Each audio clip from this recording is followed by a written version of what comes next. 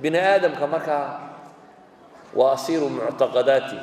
waa sida uu wax u arkayo hadda waa la barbaariyey oo waxa lagu barbaariyey reernimo reerku inuu magac leeyahay maamusina leedihiin reerkiinu inuu weligiiba reeraha kale u talin jiray ina idinku haddii inteena halkaa fadhida nin walba la yidhaahdo bal reerkiina ka sheekeeya wixii lagu sheegay waxay u badan tahay ninna inaan loo sheegin beri reerkoodu jabay nin waliba wuxuu hayaa intii goobooda reerkoodu guulaystay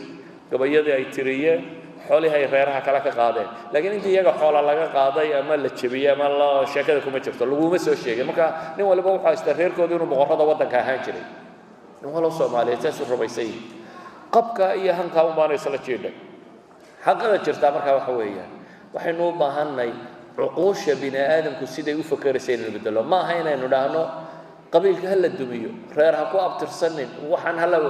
wax kasto aad bedeshaan waxba ma bedelaan bini aadamka waxa wax ka bedela waa sidii uu fakarayo dimuqraasiga arkaysaan iyo reer galbeedku saatan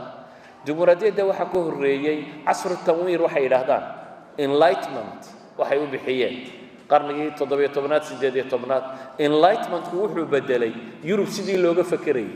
ama saxaada ama qaladaha waxay ku bedeleen kama warramayo laakiin waxaan tilmaamaynaa dimuqraasi ma kicin ilaa iyo Yurub siday u fakaraysay iyo cuquusheeda la bedelay markii la bedelay kadib ayaa hanaankani uu noqday hanaan jiri karo sugmi karo socon kara hanaankan qaadanaya iyadoo aan dadka waxba laga bedelay suurtagal maaha dimuqraasiyan Soomaali anfacaynin مبدأ كلو الدولة بنا فاعين وحنا فاعية وحويان سيدي وفكريان يا عقليات الربيسيين يدوني السيدي واركيان وحسك بدلوا هنكو ذي وحسك بدلوا نبي محمد نوح السبي عليه الصلاة والسلام وكان وحكنا جي هنكو ذي ربعي بن عامر نين أن دارين أو إيطاليا وفرس يرو قابا وطا وانت أصاب بلاد دقال كسو تشري أيوها